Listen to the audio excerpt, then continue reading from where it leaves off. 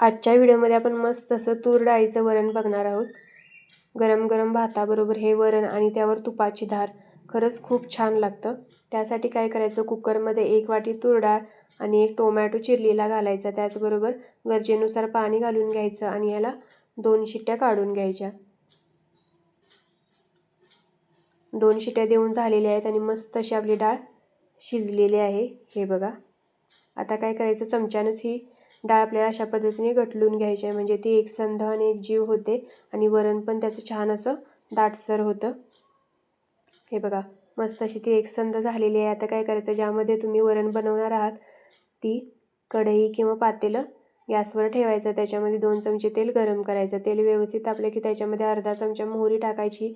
मोहरी तडतडली की त्याच्यामध्ये ठेचलेल्या लसणाच्या 7-8 पाकळ्या, त्याचबरोबर कढीपत्ता टाकून घ्यायचा।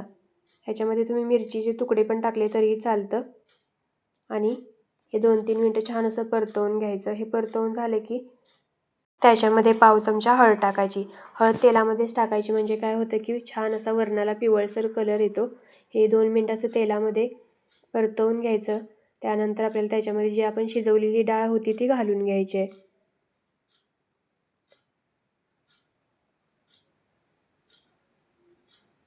त्याचबरोबर गरजेनुसार पाणी पण आपल्याला त्याच्यामध्ये घालून घ्यायचं आहे। वरण हे जास्त पातळ करायचं नाही किंवा जास्त पण असं घट्ट बनवायचं नाही, मस्त असं ते मीडियम स्वरूपात हे बघा अशा पद्धतीने ते झालं पाहिजे।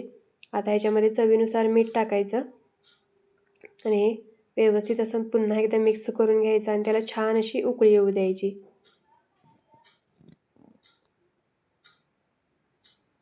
हे बघा, मस्त अशी त्याला उकळी आलेली आहे। आता याच्यामध्ये बारीक चिरलेली कोथिंबीर घालून घ्यायची। त्याचबरोबर इथं मी बारीक किसलेलं असं खोबरं आहे, ओलं खोबरं, तेही घातलेलं आहे। याने छान चव येते वरणाला, पण ऑप्शनल आहे, तुम्ही घातलं तरी चालेल, नाही घातलं तरीही चालेल, पण चव छान येते खोबऱ्याने, म्हणून मी इथं घातलेलं आहे।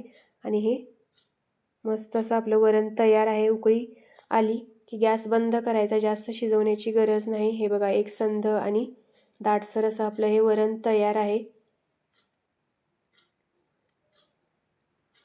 उकळीमध्ये कोथिंबीर टाकायची, म्हणजे कोथिंबीरीचा कलर अजिबात चेंज होत नाही।